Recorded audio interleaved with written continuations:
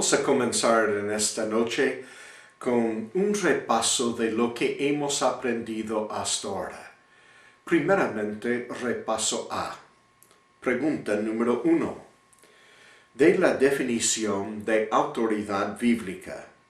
La Biblia es nuestra única autoridad en todos los asuntos de que habla y a que se dirige. A. Por la Biblia queremos decir los 66 libros del texto masorético y del texto de la mayoría, Textus Receptus, los cuales son, número 1, inspirados por Dios. Por inspirado queremos decir A. Plenaria. La Biblia fue inspirada en su totalidad. Y B. Larga. Verbal. Las mismas palabras y aun las letras fueron sopladas por Dios sin error, infalibles, dignas de confianza. Preservados. Cuando decimos preservado queremos decir que Dios ha guardado para todas las generaciones los textos originales. Dios ha guardado estos textos sin error, infalibles y dignos de confianza. B. Larga. Por única autoridad queremos decir que para la Iglesia o el creyente no hay autoridad fuera de los 66 libros del canon en asuntos a los cuales la Biblia se dirige. C. Por todos los asuntos queremos decir en todos los asuntos a los cuales la Biblia se dirige, sean doctrina, conducta, historia, ciencia, creación o cualquier otro tema del cual habla. Pregunta número 2. Escriba 2 Timoteo 3, 16 a 17 de memoria. Toda la Escritura es inspirada por Dios y útil para enseñar, para redarguir, para corregir, para instruir en justicia, a fin de que el hombre de Dios sea perfecto, enteramente preparado para toda buena obra. Pregunta número 3. La existencia de la iglesia local se puede probar por el uso de la palabra iglesia en el singular con un lugar indicado por las palabras en y de, y por el uso de la palabra iglesias en el plural, hablando de varias iglesias locales en una región. Pregunta número 4. Las 3 pruebas de la autonomía de la iglesia local son: primera, la única cabeza de la iglesia local es Cristo. Segunda, no hay mención ninguna en la Biblia de una convención o jerarquía que controlaba a las iglesias. Tercera, las epístolas del Nuevo Testamento fueron escritas a iglesias locales específicas para que ellas pudieran seguir las instrucciones en resolver sus propios problemas locales. Pregunta número 5. Escriba de memoria 1 Timoteo 3, 14 a 16. Esto te escribo, aunque tengo la esperanza de ir pronto a verte, para que si tardo sepas cómo debes conducirte en la casa de Dios, que es la iglesia del Dios viviente, columna y baluarte de la verdad. E indiscutiblemente grande es el misterio de la piedad. Dios fue manifestado en carne, justificado en el Espíritu, visto de los ángeles, predicado a los gentiles, creído en el mundo, recibido arriba en gloria. Pregunta número 6. Completa el esquema de las 7 obras del sacerdote neotestamentario. A. Hacer sacrificios, pero no para el pecado. 1. Su cuerpo. 2. Sus finanzas. 3. Su alabanza. 4. Su evangelismo. 5. El hacer bien. 6. La ayuda mutua. 7. Sus oraciones. B larga. Entrar en la presencia de Dios. 1. El trono de gracia. 2. Dios. 3. La casa de Dios. 4. El monte de Sión. 5. La ciudad del Dios vivo. 6. Jerusalén la celestial. 7. La compañía de muchos millares de ángeles. 8. La congregación de los primogénitos. 9. Dios el juez de todos. 10. Los espíritus de los justos hechos perfectos. 11. Jesús el mediador. 12. La sangre rociada. C. Interceder por otros. D. Confesar pecados. E. Vivir una vida santa. F. Enseñar la palabra de Dios. G. Vivir la vida de un peregrino. Pregunta número 7. El Nuevo Testamento nos enseña que cada creyente es sacerdote, porque cada creyente hace las obras de un sacerdote. Pregunta número 8. Los 3 sacerdocios instituidos por Dios en el Antiguo Testamento eran: A. La cabeza de la familia creyente era un sacerdote. B larga. La nación entera de Israel era al mundo una nación de sacerdotes. C. El sacerdocio arónico era una familia de sacerdotes a Israel. Pregunta número 9. Escriba Romanos 12, versículo 1 de memoria. Así que, hermanos, os ruego por las misericordias de Dios, que presentéis vuestros cuerpos en sacrificio vivo, santo, agradable a Dios, que es vuestro culto racional. Saltamos número 10 porque está repetido en el repaso B. Repaso B. Pregunta número 1. Escriba nuestra definición de una ordenanza. Para ser considerada ordenanza de la iglesia local, primeramente tenía que ser ordenada por el Señor Jesucristo mismo en los evangelios. En segundo lugar, tenía que ser practicada por los apóstoles y la iglesia primitiva en el libro de los Hechos. Y en tercer lugar, tenía que ser claramente enseñado en las epístolas la forma en que debía ser practicada en la iglesia local. Existen solamente 2 ordenanzas: el bautismo y la cena del Señor. Pregunta número 2. Escriba 1 Corintios 11:2 de memoria. Os alabo, hermanos, porque en todo os acordáis de mí y retenéis las instrucciones tal como os las entregué. Pregunta número 3. El bautismo bíblico requiere muchas aguas, porque es un solo bautismo por inmersión.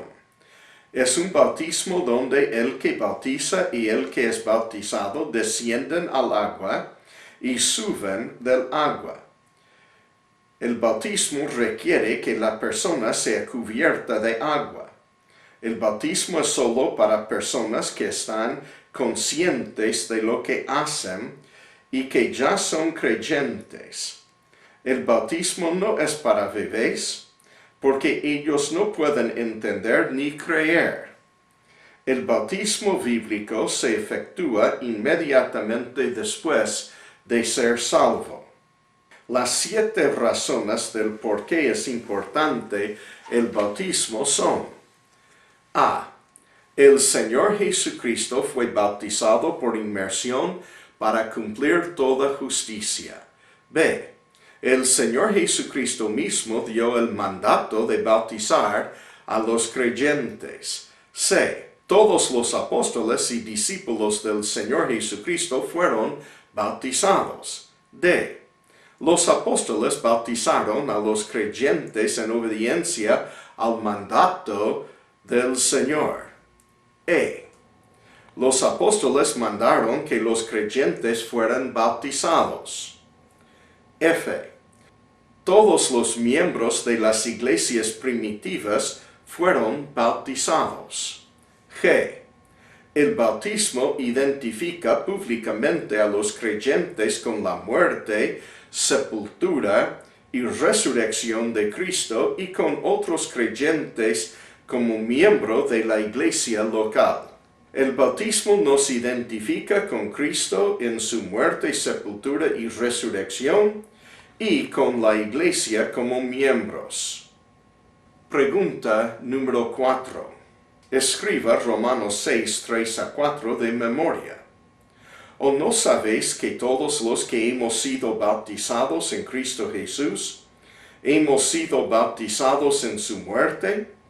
Porque somos sepultados juntamente con Él para muerte por el bautismo, a fin de que como Cristo resucitó de los muertos por la gloria del Padre, así también nosotros andemos en vida nueva. Pregunta número 5. Escriba nuestra definición de la Cena del Señor. A. La Cena del Señor es un servicio conmemorativo que fue instituido por el Señor Jesús durante la fiesta de los panes sin levadura en el tiempo de la Pascua. B larga. Ni el pan ni la copa contenía levadura. La bebida fue llamada el fruto de la vid. C. La cena del Señor es solamente para creyentes bautizados, que han confesado sus pecados. D. Durante el servicio conmemorativo, cada creyente debe examinarse a sí mismo y confesar cualquier pecado que todavía no ha sido confesado. E. El pan representa el cuerpo sin pecado de Cristo, y la copa su sangre. Ambos fueron ofrecidos en sacrificio por nuestros pecados. F. La cena del Señor fue practicada por la primera iglesia local y se seguirá practicando solamente por iglesias locales hasta el rapto de la iglesia. G. Creyentes que están bajo disciplina están prohibidos participar en la cena del Señor. Pregunta número 6. Escriba 1 Corintios 11:26 de memoria. Así pues, todas las veces que comiereis este pan y bebiereis esta copa, la muerte del Señor anunciáis hasta que Él venga. Pregunta número 7. Escriba el acróstico bautista. B larga. Base y autoridad bíblica. A. Autonomía de la iglesia local. U. Únicamente 2 ordenanzas, el bautismo y la Santa Cena. T. Todo creyente es sacerdote. I. Iglesia cuyos miembros son salvos. S. Separación entre iglesia y el Estado. T. Todo individuo tiene libertad de conciencia. A. Acepta solamente 2 oficios, pastor y diácono. Con esto vamos a entrar en el estudio de esta noche.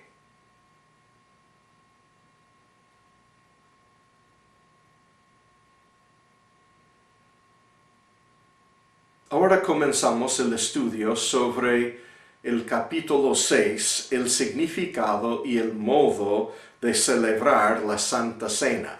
¿Qué es la diferencia entre la Santa Cena y la misa? Muchos preguntan, y aún hay los neoevangélicos que son bastante transigentes, que dicen que no existe ninguna diferencia. Pero sí existe una diferencia. ¿Cómo podemos explicarla? La diferencia en la Cena del Señor es una ordenanza simbólica, como el bautismo. No es un sacramento, como dice la Iglesia Católica de la misa. Un sacramento imparte gracia o la salvación, mientras que una ordenanza es simbólica o representa otra cosa. La Iglesia romana la llama la misa, mientras que la Biblia la llama la Cena del Señor. En 1 Corintios, el capítulo 11, y el versículo 20 dice, «Cuando pues os reunís vosotros, esto no es comer la cena del Señor». Así que, ¿qué es la definición de la Cena del Señor? La Cena del Señor es un servicio conmemorativo que fue instituido por el Señor Jesucristo durante la fiesta de los panes sin levadura, en el tiempo de la Pascua. Número 2. Ni el pan, ni la copa contenían levadura. La bebida fue llamada el fruto de la vid. Nunca fue llamado el vino. Este no está en ninguna parte de la Biblia. Dice el fruto de la vid o la copa. Número 3. La Cena del Señor es solamente para creyentes bautizados que han confesado sus pecados al Señor. Número 4. Durante el servicio conmemorativo, cada creyente debe examinarse a sí mismo y confesar cualquier pecado que todavía no ha confesado. Número 5. El pan representa el cuerpo sin pecado de Cristo y la copa su sangre. Ambos fueron ofrecidos en sacrificio por nuestros pecados. Número 6. La Cena del Señor fue practicada por la primera iglesia local y se seguirá practicando solamente por iglesias locales hasta el rapto de la iglesia. Número 7. Creyentes que están bajo disciplina de la iglesia están prohibidos participar en la Cena del Señor. Así que vamos a hablar primero de cómo fue instituida la Santa Cena. La institución de la Santa Cena fue durante el tiempo de la Pascua, en los días de los panes sin levadura. Mateo 26, versículo 17 dice, «El primer día de la fiesta de los panes sin levadura, vinieron los discípulos a Jesús diciéndole, ¿dónde queréis que preparemos para que comas la Pascua?» Ahora, antes de la Pascua, entonces, comienzan los días de los panes sin levadura. La Pascua es el 15. El 14 de Nisan es cuando comienza ya los días de los panes sin levadura. Los discípulos, cuando estaba ya siendo tarde en el día del 13, comenzaron a decir dónde vamos a pasar la Pascua, porque antes de comer la Pascua hay que comer primeramente el primer Seder, que es el día antes.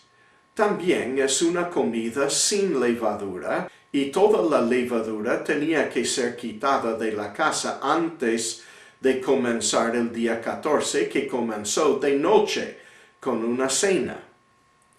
Éxodo 12:6 dice, y lo guardaréis hasta el día 14 de este mes, y lo inmolará toda la congregación del pueblo de Israel entre las 2 tardes.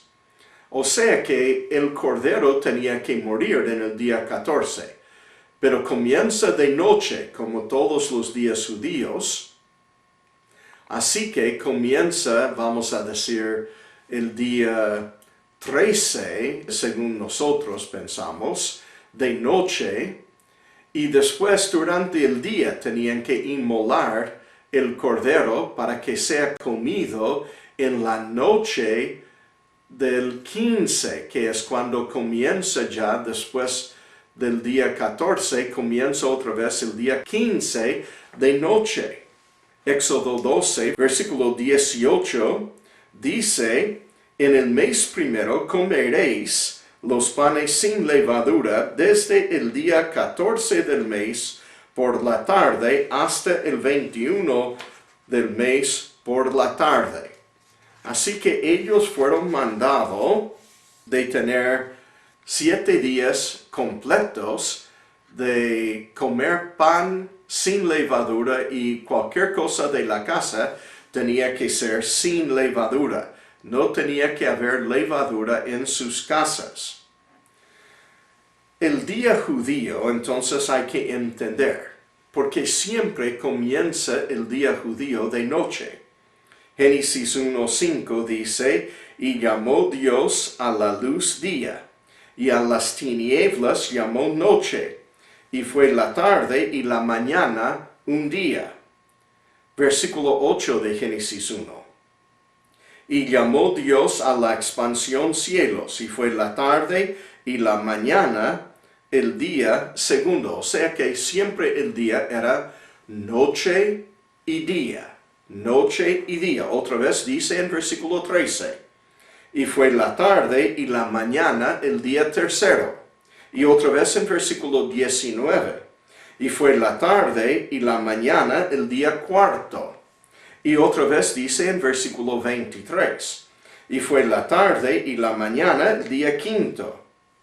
Y otra vez en el versículo 31. Y vio Dios todo lo que había hecho, y he aquí que era bueno en gran manera, y fue la tarde y la mañana el día sexto. Cada día comienza en el calendario judío de noche y después continúa de día. Así que es noche y día. Y así fue con el Señor. Cuando Él comenzó con esta primera cena de los días de los panes sin levadura, era la noche de comenzar el día 14. En el mismo día Él tenía que morir.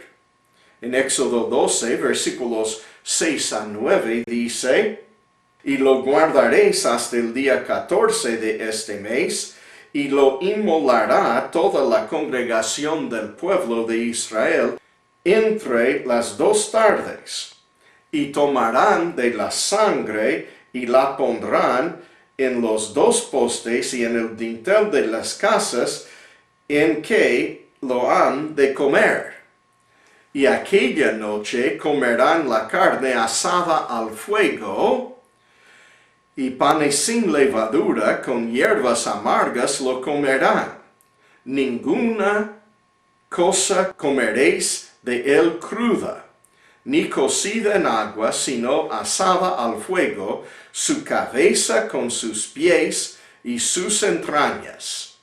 Así que todo tenía que ser quemado, pero lo importante en nuestro estudio aquí es que en la Santa Cena, cuando se instituyó, era en la primera noche de los días de los panes sin levadura. Primera noche de la Pascua, porque el cordero tenía que morir en ese día. Y después se celebraban, por supuesto, el siguiente día, la Pascua. Así que era el primer Seder. Los judíos llaman eso Seder y dicen que hay 7 Seder. Primer Seder, segundo Seder, tercer Seder, comienza cada día con una cena de noche. Juan 19:31. Entonces los judíos, por cuanto era la preparación de la Pascua, este era el día que llaman también la preparación de la Pascua. Es el día en que tenía que morir el cordero.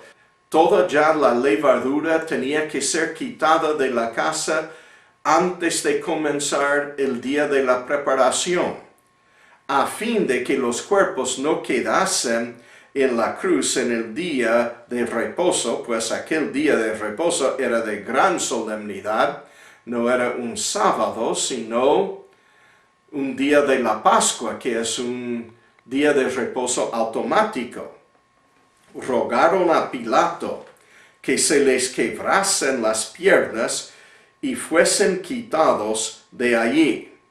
Ahora, si queréis ver mejor cómo era todo esto, hay que estudiar la clase, las costumbres y cultura de los judíos. Esta clase te recomiendo para entender bien cómo era la Pascua, porque vamos en más detalles que en esta clase. Pero no tenía que haber ninguna levadura en la casa, ninguna cosa leudada. No solamente el pan no tenía que tener levadura, nada en la casa tenía que tener levadura, ni tenían que tener levadura en la casa. Así que hablamos de los elementos, las cosas que estaban presentes en la mesa. Por supuesto, sin levadura. Éxodo 12, versículo 15 dice, 7 días comeréis panes sin levadura, y así el primer día haréis que no haya levadura en vuestras casas, porque cualquiera que comiere leudado, desde el primer día hasta el séptimo, será cortado de Israel. Versículo 20. Ninguna cosa leudada comeréis, ninguna cosa, ni queso, ninguna cosa leudada comeréis. En todas vuestras habitaciones comeréis panes sin levadura. Primera a Corintios, el capítulo 5, versículo 8 también dice, así que celebremos la fiesta, no con la vieja levadura, ni con la levadura de malicia y de maldad, sino con panes sin levadura de sinceridad y de verdad. Así que nos dice que estaba en la mesa, más que la comida, la cena que estaban comiendo, para instituir lo que llamamos la Santa Cena. Mateo 26, versículos 26 a 29.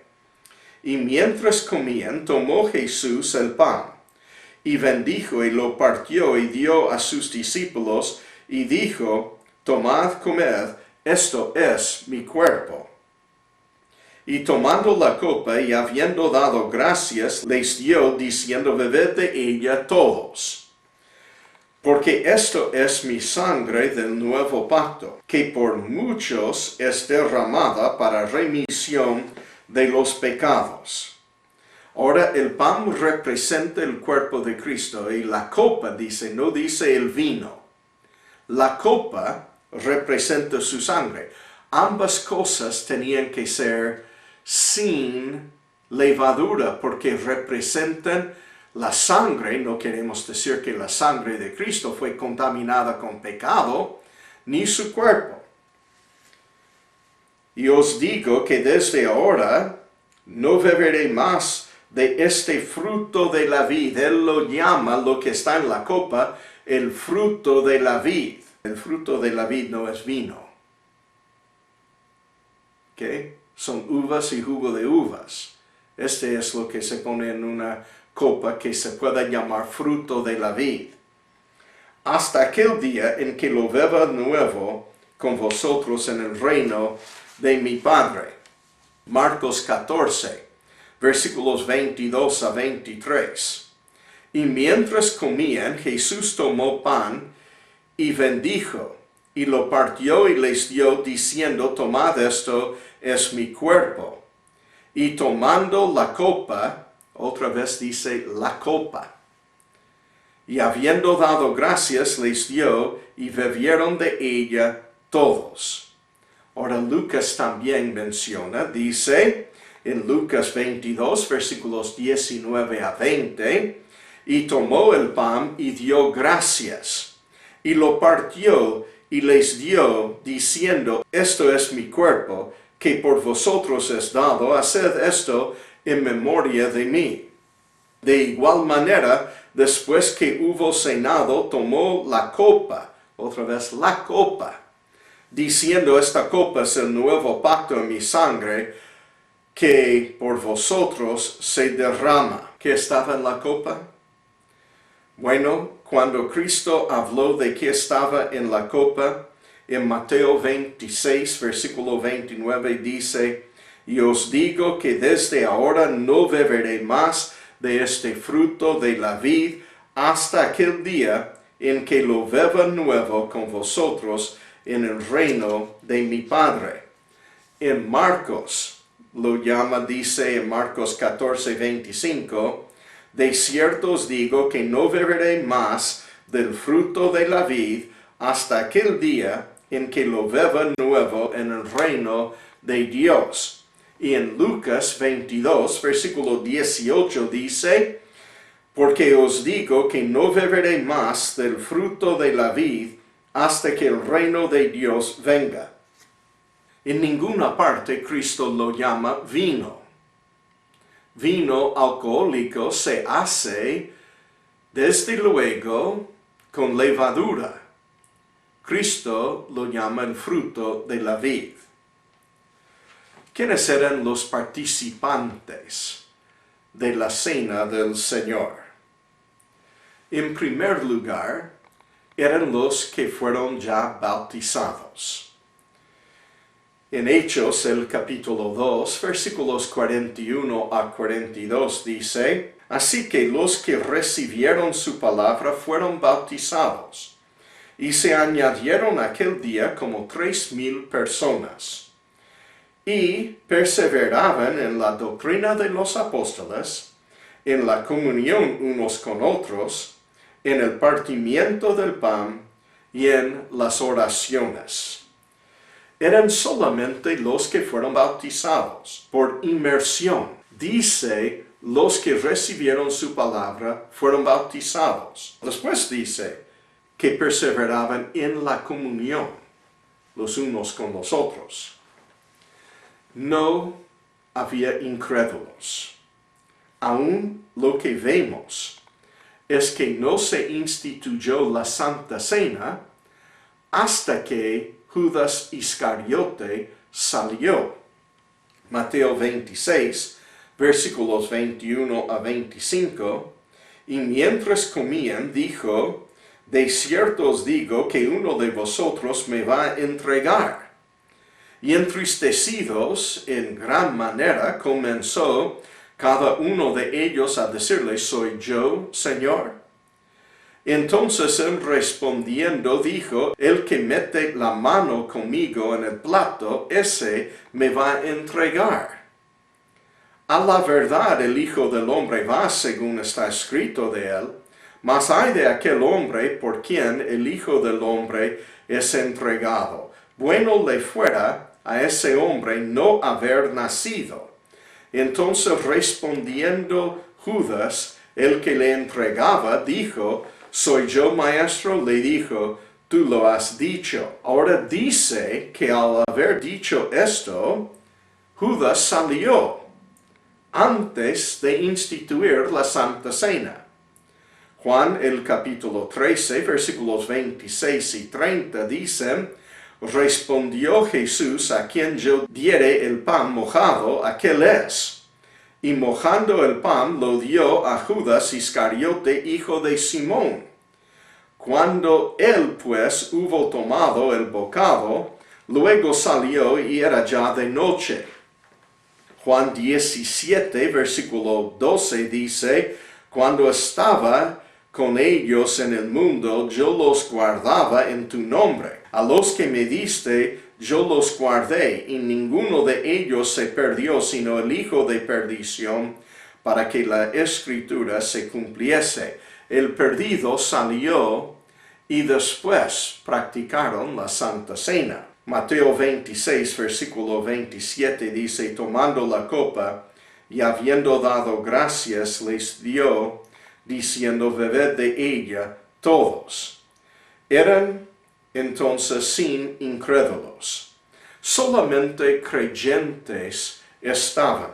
Primera a Corintios 11:33 dice, así que, hermanos míos, cuando os reunís, son hermanos que están reuniéndose a comer, esperaos unos a otros. Debemos estar entre creyentes en la Santa Cena. Hechos el capítulo 20, versículo 7.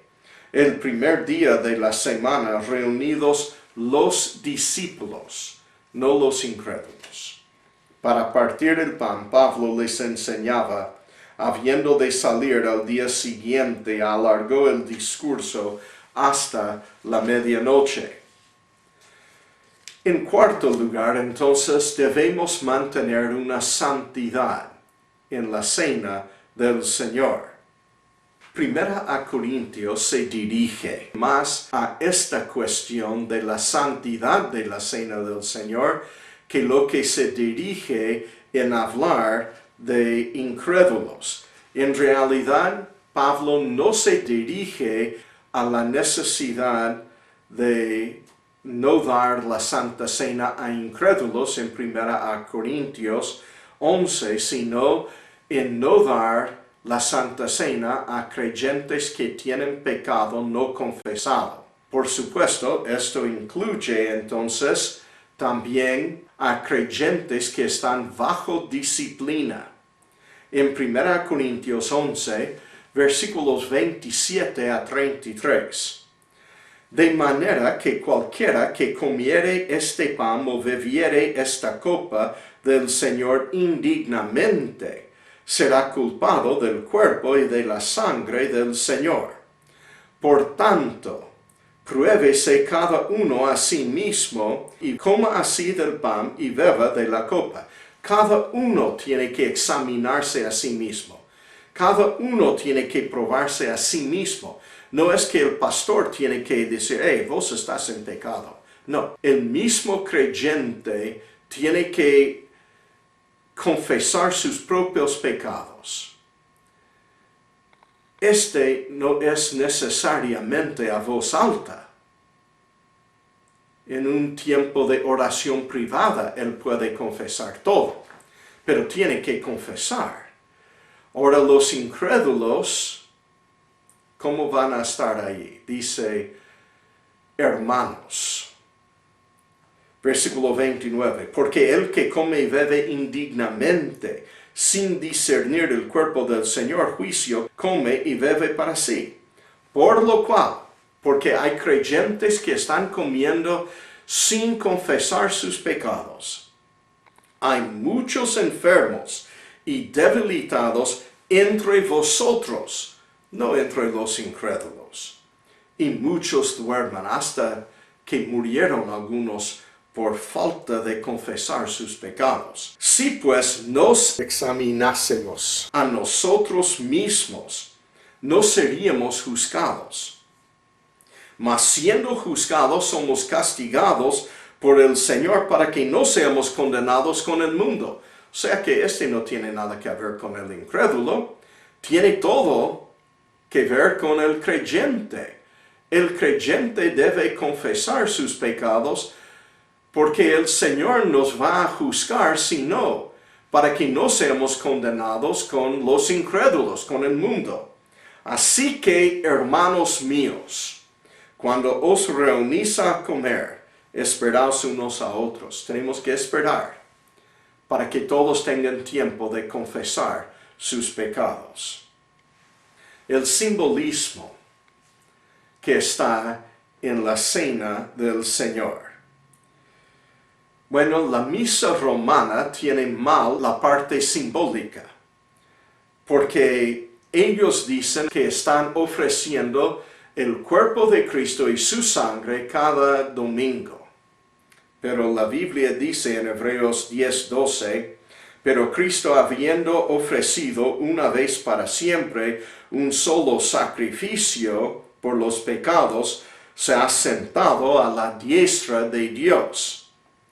Versículo 18, pues donde hay remisión de estos, no hay más ofrenda por el pecado. La Biblia dice claramente que no hay más ni un sacrificio por el pecado. Están muy mal los católicos cuando dicen que están sacrificando cada domingo al cuerpo y a la sangre de Cristo. Así que los elementos mismos son simbólicos. Y Cristo dijo que es el simbolismo. En 1 Corintios 11, versículos 24 a 25, Él dice, y habiendo dado gracias, lo partió y dijo, tomad, comed, esto es mi cuerpo, que por vosotros es partido, haced esto en memoria de mí. O sea que el pan comemos en memoria del cuerpo de Cristo. Es un servicio memorial para recordar del sacrificio de Cristo, no para hacer el sacrificio de Cristo. Versículo 25.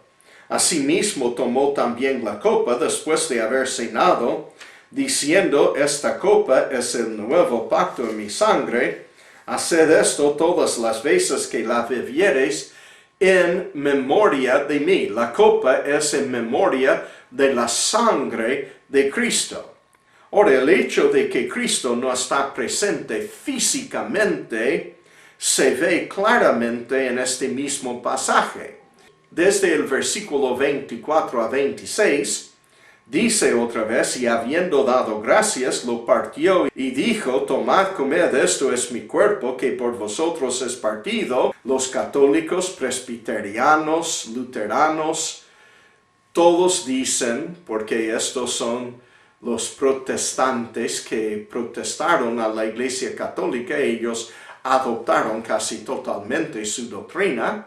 Ellos dicen que Cristo está físicamente presente en que es su cuerpo y su sangre en la copa y en el pan.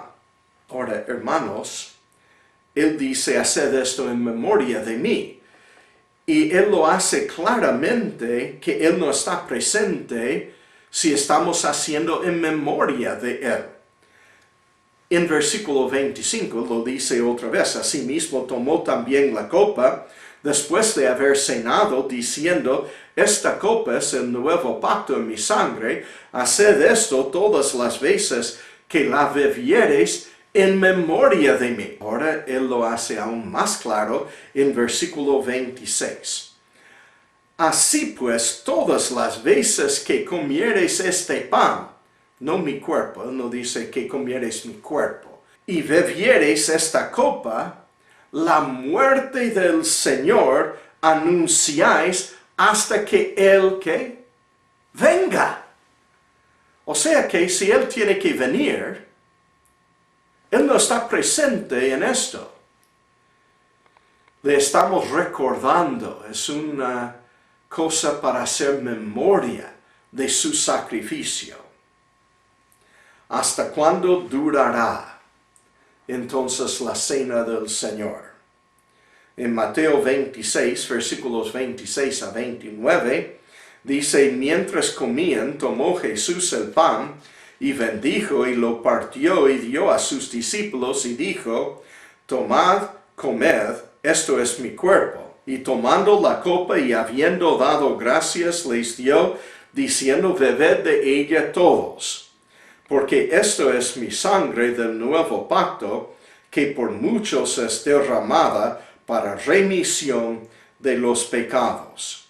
Y os digo que desde ahora no beberé más de este fruto de la vid hasta aquel día en que lo beba nuevo con vosotros en el reino de mi Padre. Hasta aquel día, nosotros hacemos en memoria de Él. Él no toma más hasta que Él venga otra vez. En 1 Corintios 11, versículos 23 y 26 dice, porque yo recibí del Señor lo que también os he enseñado, que el Señor Jesús, la noche que fue entregado, tomó pan. Así pues, todas las veces que comiereis este pan y bebiereis esta copa, la muerte del Señor anunciáis hasta que Él venga. Como el bautismo anuncia la muerte, sepultura y resurrección de Cristo, la Santa Cena anuncia su muerte y su sangre derramada. Hechos, el capítulo 2, versículo 42. Y perseveraban en la doctrina de los apóstoles, en la comunión unos con otros, en el partimiento del pan y en las oraciones. Ellos partieron el pan. Después de ser bautizado, la iglesia continuaba partiendo el pan, dando testimonio del sacrificio de Cristo en la cruz. Hechos 20, versículo 7. El primer día de la semana, reunidos los discípulos para partir el pan, Pablo les enseñaba, habiendo de salir al día siguiente, alargó el discurso hasta la medianoche.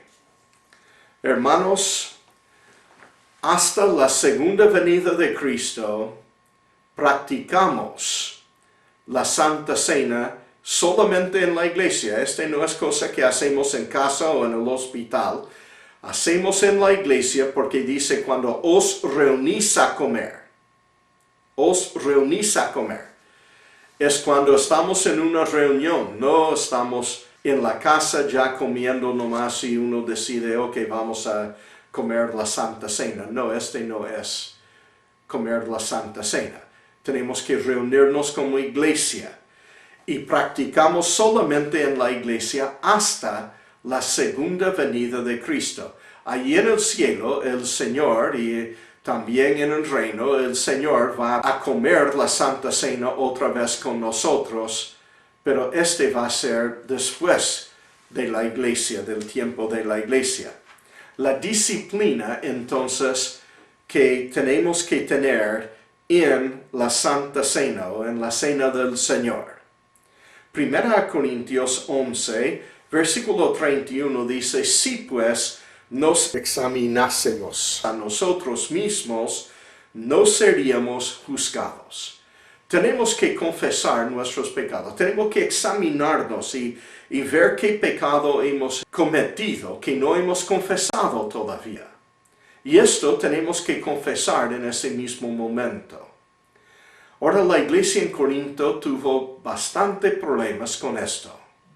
Los corintios tenían un fornicario, un hombre que estaba, sí casado, pero ilegalmente según la ley de Dios, con la mujer de su padre.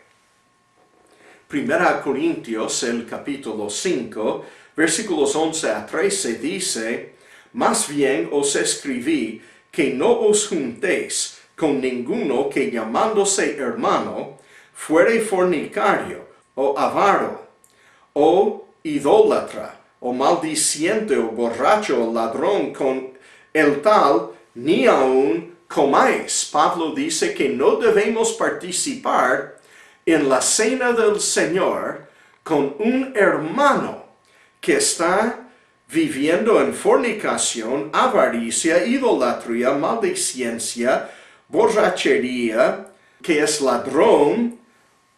Con tal persona no debemos comer la Santa Cena. Porque ¿qué razón tendría yo para juzgar a los que están fuera? ¿No juzgáis vosotros a los que están dentro? Porque a los que están fuera, Dios juzgará. Quitad pues a ese perverso de entre vosotros.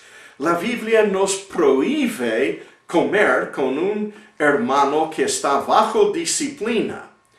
Y los que quizá todavía mantienen secreto su pecado, estos tienen que confesar su pecado antes de participar en la Santa Cena. Estas instrucciones son para todas las iglesias, y hasta hoy debemos estar practicando eso. No dice aquí nada en cuanto a los incrédulos, porque dice claramente los que están fuera, versículo 12, 1 Corintios 5, 12, porque ¿qué razón tendría yo para juzgar a los que están fuera? Los incrédulos no. ¿No juzgáis vosotros a los que están dentro?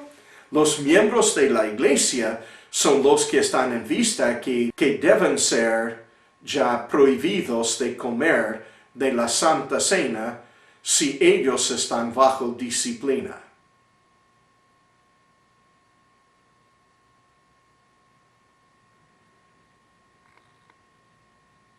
Muy bien, ahora vamos a estar hablando de lo que es la libertad de conciencia individual. Hablamos de individual porque es importante entender que la libertad de conciencia es algo de cada individuo. No es una responsabilidad de la iglesia. Por su definición, la libertad de conciencia individual es conocida también como la libertad de religión o la libertad de escoger. Por definición, entonces decimos, Dios dio a cada individuo la libertad de escoger y la responsabilidad también por lo escogido.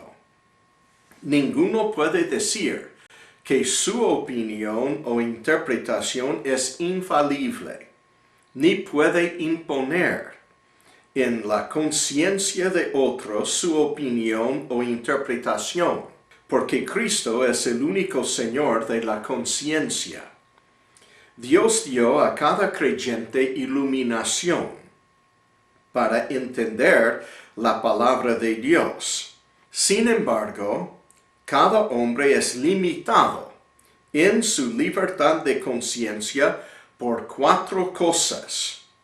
Número 1, su Biblia.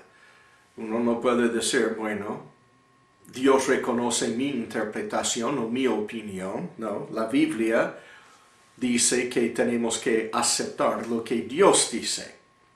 Su iglesia. Cuando uno se une a una iglesia, puede haber una u otra cosa con que no está de acuerdo, pero igual uno tiene que sujetarse a lo que dice la iglesia para que haya una unidad entre los hermanos. Su hermano. Hay cosas que cualquier hermano me puede decir que a veces me afecta mi libertad de conciencia y por su gobierno. Por supuesto, como algunos locos aquí que dicen, yo puedo tener mi religión y en mi religión matamos a niños. No, disculpen, no importa. Tu opinión allí ya tiene que estar bajo la autoridad de la ley del gobierno. Ahora, la doctrina de la libertad de conciencia individual es implícita en las doctrinas de la autoridad bíblica. Cuando decimos que la Biblia es nuestra única autoridad, ahí estamos diciendo que cada creyente tiene que aceptar lo que la Biblia dice. Y en el sacerdocio del creyente y también en la separación entre iglesia y Estado. Algunas de estas doctrinas no hemos estudiado todavía, pero implican también lo que llamamos la libertad de conciencia individual.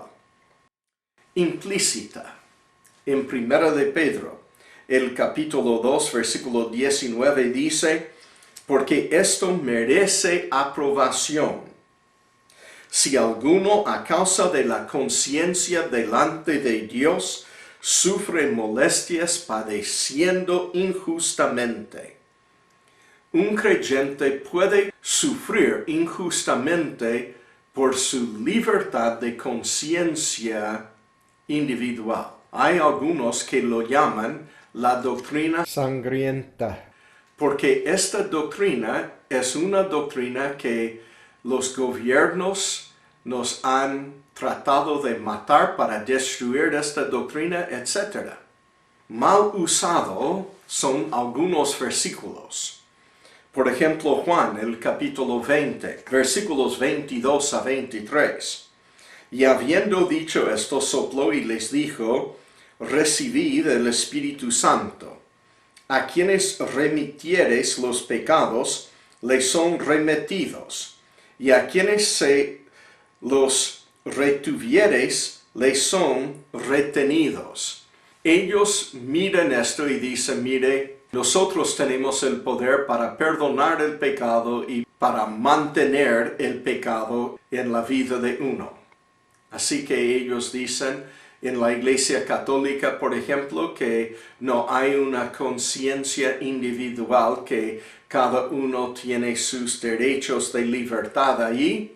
No, ellos dicen, nosotros decimos qué es el pecado y qué no es. Juan 14, 25 a 26. Os he dicho estas cosas estando con vosotros, mas el Consolador, el Espíritu Santo, a quien el Padre enviará en mi nombre, Él os enseñará todas las cosas y os recordará todo lo que yo os he dicho. Ellos dicen, mire, el Espíritu Santo me guió a esto y yo sé que tengo razón y que todos los demás están errados. No importa. Mire, discúlpame, esta era una promesa apostólica de que lo que ellos escribieron en el Nuevo Testamento estaría sin error. No de que todo lo que tú dices está sin error. Lo mismo en Juan 15, versículos 26 a 27. Pero cuando venga el Consolador, a quien yo os enviaré del Padre, el Espíritu de verdad, el cual procede del Padre, Él dará testimonio acerca de mí. Y vosotros daréis testimonio también, porque habéis estado conmigo desde el principio. Se ve que está calificado con el hecho de que el creyente a quien fue escrito esto tenía que haber estado con el Señor Jesucristo desde el principio. Juan 16, versículos 12 a 15. Aún tengo muchas cosas que deciros, pero ahora no las podéis sobrellevar. Pero cuando venga el Espíritu de verdad, Él os guiará a toda la verdad, porque no hablará por su propia cuenta, sino que hablará todo lo que oyere y os hará saber las cosas que habrán de venir. Él me glorificará, porque tomará de lo mío y os lo hará saber. Todo lo que tiene el Padre es mío, por eso dije que tomará de lo mío y os lo hará saber. Esta promesa apostólica era para ellos. Ellos habrían de saber toda la verdad y nada más que la verdad tenían que escribir, y que ellos iban a saber verdad presente y aún verdad futura, lo que llamamos profecía. Todo individuo es dado por Dios el derecho de escoger, sin embargo. En individuos aún dice de nuestra salvación, Juan 3:16, porque de tal manera amó Dios al mundo que ha dado a su Hijo unigénito, para que todo aquel, singular, todo aquel que en Él cree, no se pierda, mas tenga vida eterna. Por eso no forzamos a una persona de unirse a la iglesia, como hicieron en la iglesia católica en la Edad Media. No forzamos con espada a una persona de ser salvo, como hacen los musulmanes. Hermanos, nosotros creemos que cada individuo tiene también el derecho y la libertad de escoger. En Hechos 17, versículo 11, dice, estos eran más nobles que los que estaban en Tesalónica, pues recibieron la palabra con toda solicitud, escudriñando cada día las Escrituras para ver si estas cosas eran así. Así que uno tiene el derecho y también la responsabilidad de comenzar a estudiar su Biblia para ver si las cosas son así como alguien dice. Romanos 14, versículo 5, dice: uno hace diferencia entre día y día. Otro juzga iguales todos los días. Cada uno esté plenamente convencido en su propia mente. Así que cada uno tiene que estar convencido de lo que él cree en su propia mente. Versículo 22. ¿Tienes tu fe? Tenla para contigo delante de Dios. Bienaventurado el que no se condena a sí mismo en lo que aprueba. Uno no puede forzar a otro, pero sí tiene que estar convencido en su propio corazón de lo que él cree. Por eso en 1 Tesalonicenses 5:21 dice: examinadlo todo, retened lo bueno. Hay que examinar todo. Cada uno de nosotros tenemos la responsabilidad de examinar y retener lo que es bueno. 1 Corintios 10:15 dice: como a sensatos os hablo, juzgad vosotros lo que digo. Aún el apóstol Pablo dijo, hay que juzgar, hay que estar entendiendo, indagando lo que estoy diciendo. Lucas 12, versículo 57 dice: ¿y por qué no juzgáis por vosotros mismos lo que es justo? Debemos estar examinando las cosas individualmente y llegando a conclusiones. La responsabilidad de escoger. Entonces, la responsabilidad queda con cada uno de nosotros. Si yo escojo mal, si yo estoy creyendo mal, la responsabilidad de lo que he escogido es mía. Gálatas 6:7.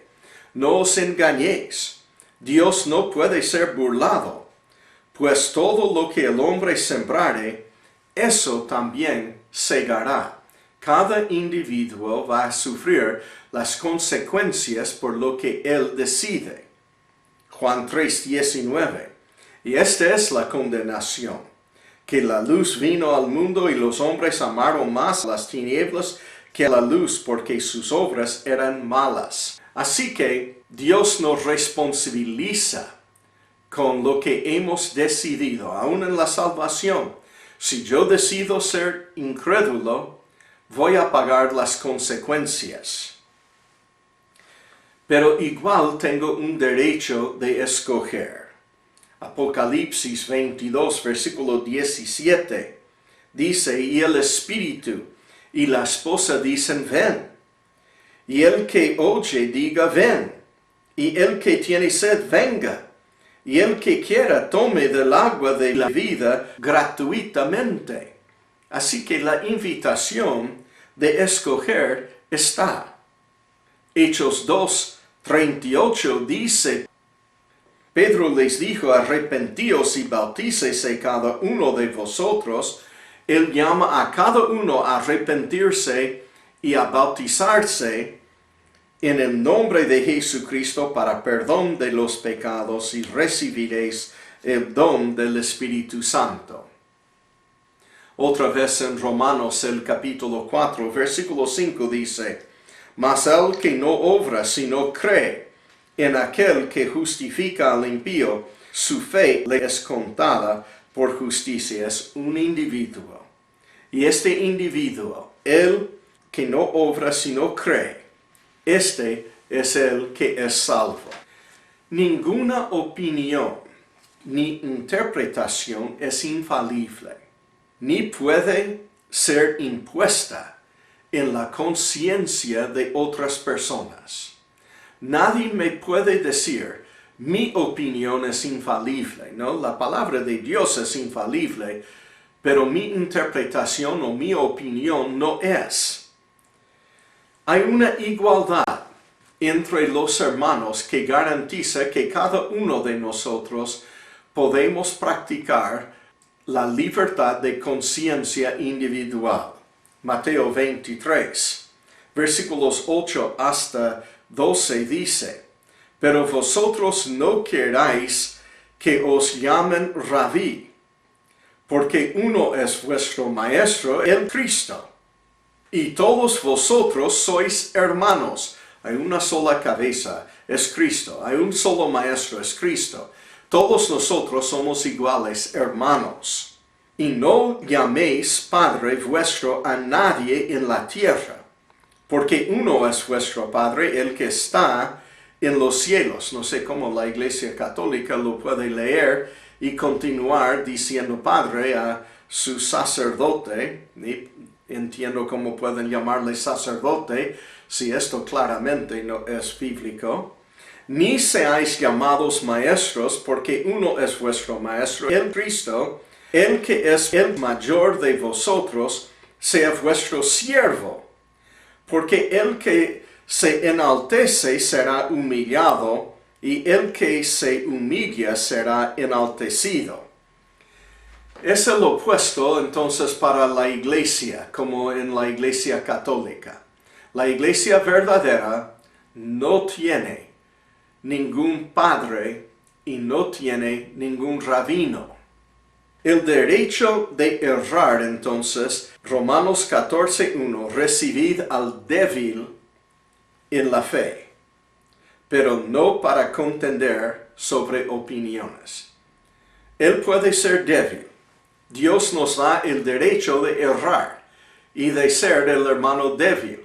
El hermano débil, recuerda, era el que dijo no puedo comer carne y el que dijo debemos guardar tal día más que otros días.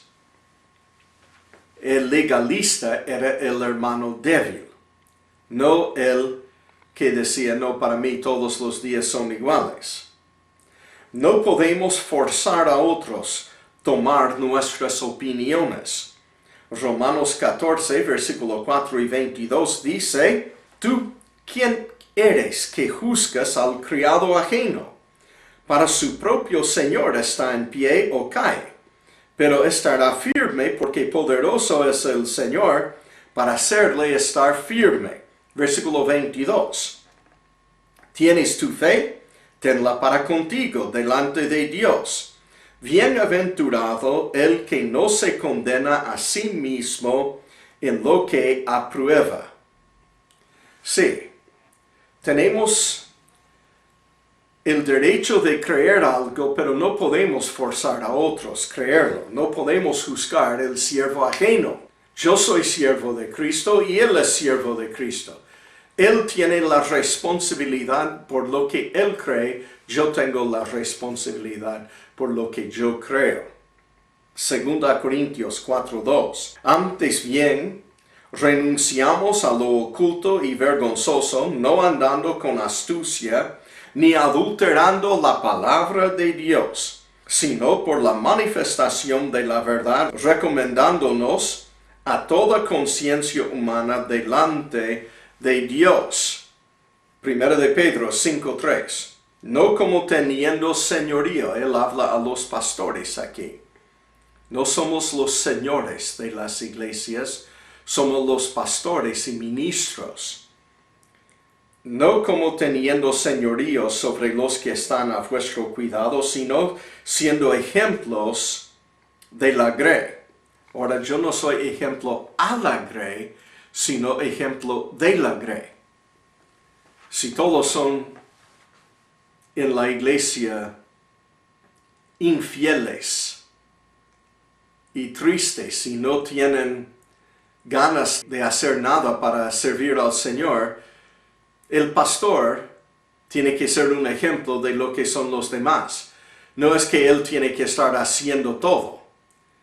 Hermanos, si todos participamos, el pastor también tiene que ser un ejemplo de esto. Hechos 10, versículo 34. Entonces Pedro, abriendo la boca, dijo, en verdad comprendo que Dios no hace acepción de personas. En verdad comprendo que Dios no hace acepción de personas. Debemos ya estar dándonos cuenta de que Dios no dice que este es superior a aquel. Dios no hace acepción de personas. Primera Tesalonicenses 5:21. Examinadlo todo, retened lo bueno. Tenemos la responsabilidad individualmente de examinar y retener. Así que ninguno puede forzar su opinión sobre los otros. Porque en verdad Jesucristo es el único Señor de la conciencia. Romanos 14:4 dice, ¿tú quién eres que juzgas al criado ajeno? Para su propio Señor está en pie o cae, pero estará firme, porque poderoso es el Señor para hacerle estar firme.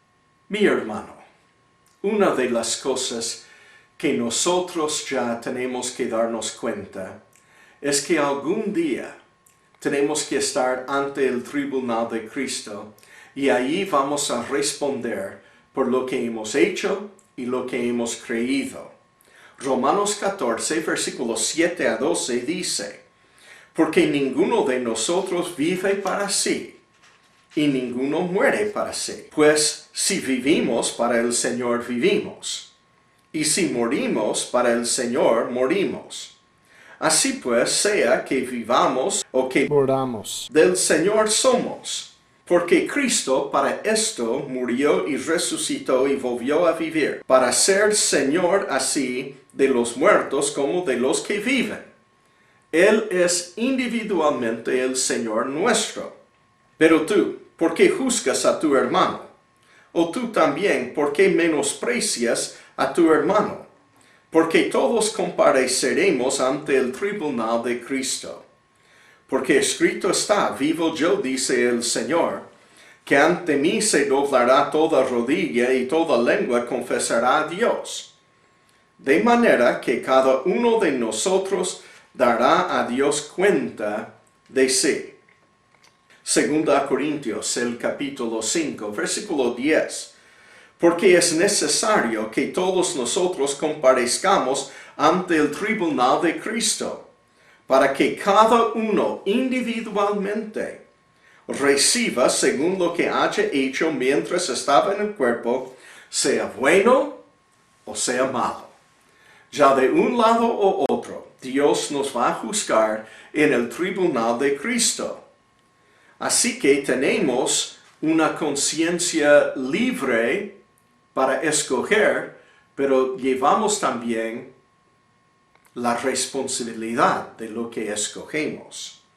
Primera Corintios 3, versículos 13 a 15. La obra de cada uno se hará manifiesta de cada uno, porque el día la declarará, pues por el fuego será revelada, y la obra de cada uno, cual sea el fuego, la probará. Si permaneciere la obra de alguno que sobreedificó, recibirá recompensa. Si la obra de alguno se quemare, él sufrirá pérdida, si bien él mismo será salvo, aunque así como por fuego.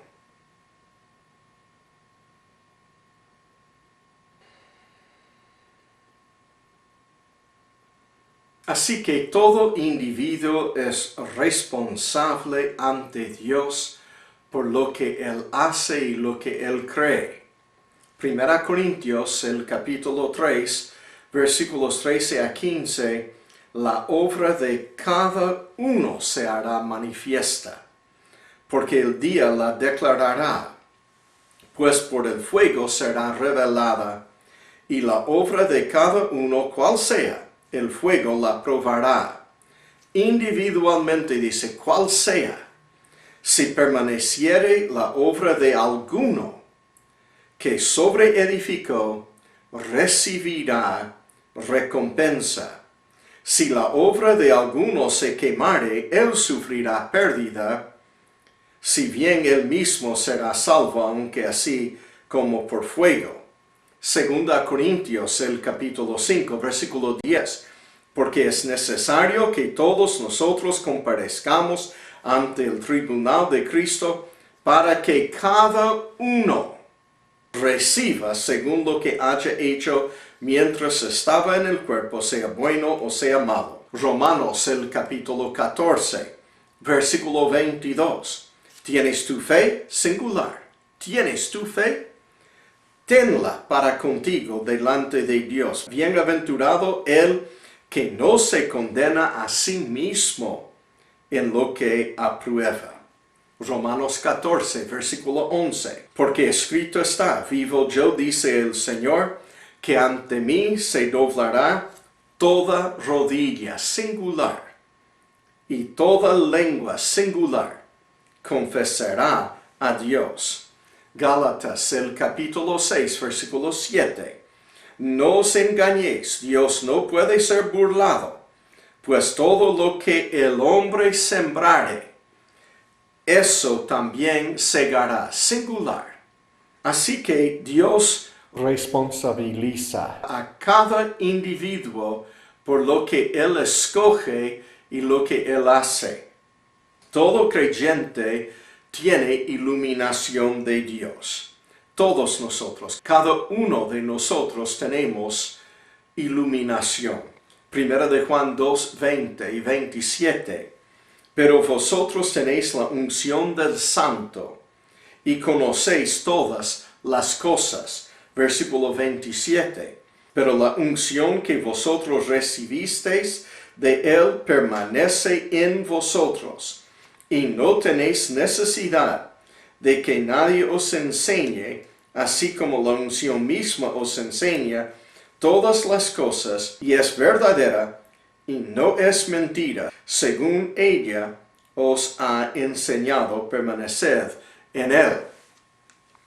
Primera Corintios, el capítulo 2, versículos 10 a 16.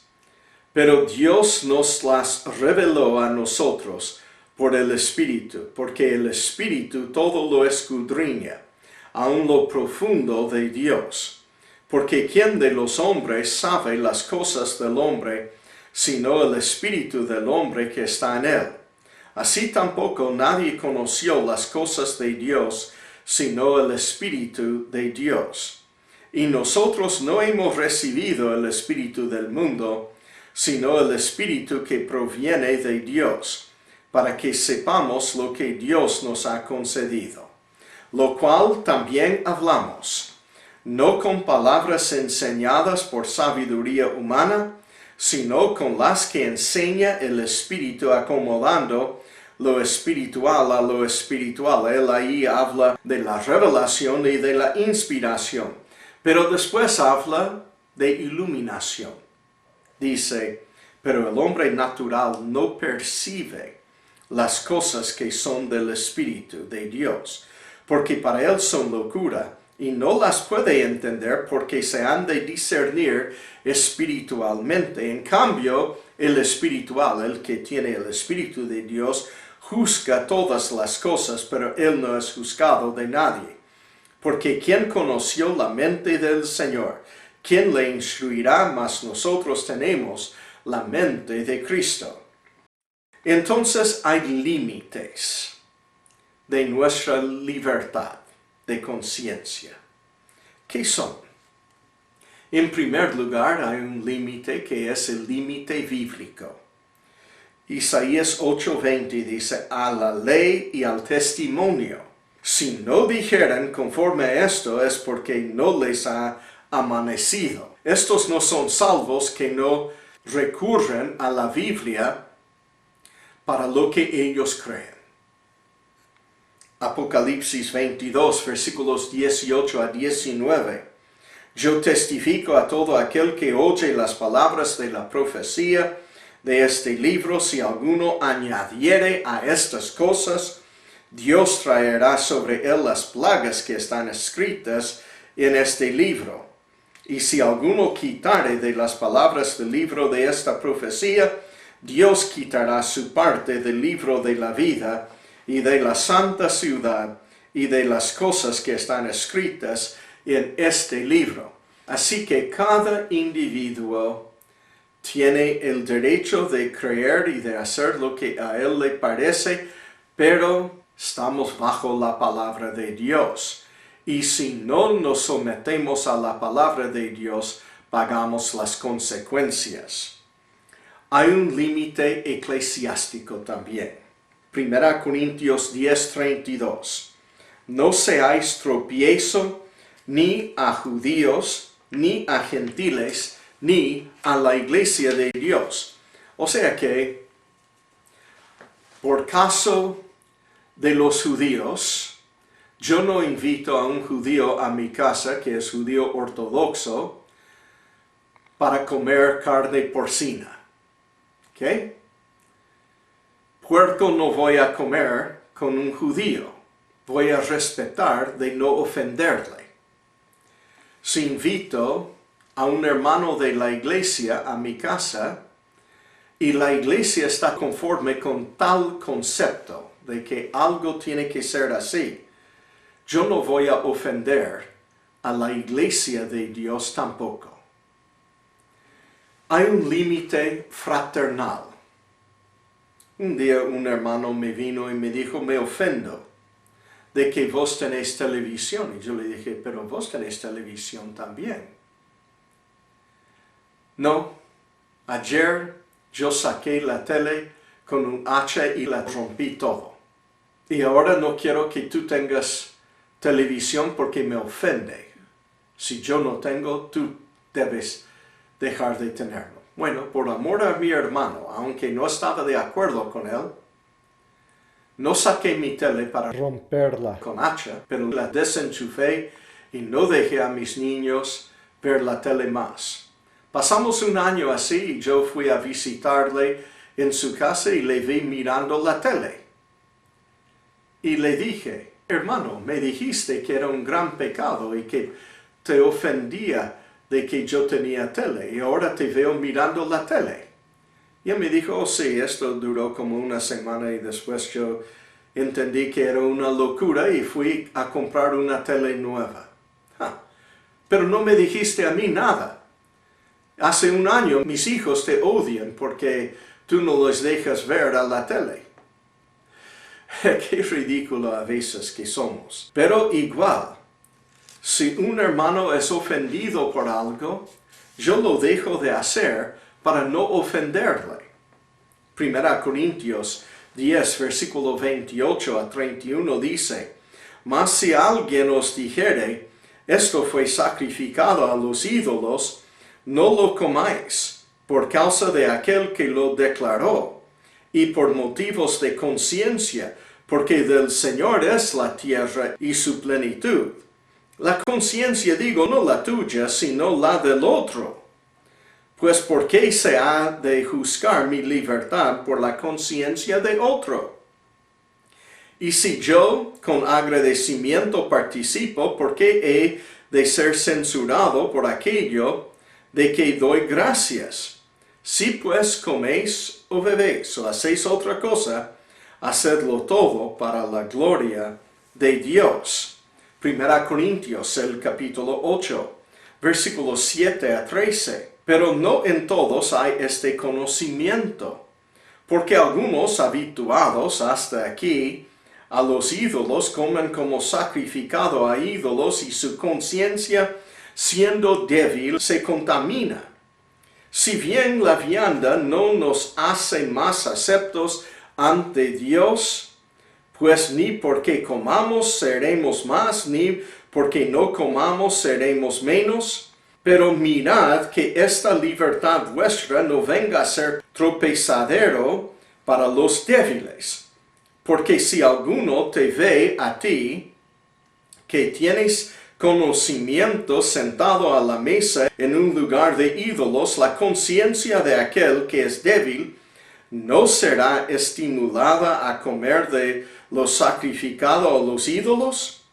Y por el conocimiento tuyo se perderá el hermano débil por quien Cristo murió. O sea que tenemos que considerar la conciencia de otro hermano. De esta manera, pues, pecando contra los hermanos e hiriendo su débil conciencia contra Cristo, pecáis. Es el hermano débil que no puede comer. Por lo cual, si la comida le es a mi hermano ocasión de caer, no comeré carne jamás, para no poner tropiezo a mi hermano. Pablo dice, voy a dejar de mi libertad para aprovecharse el hermano. Hay un límite del gobierno también.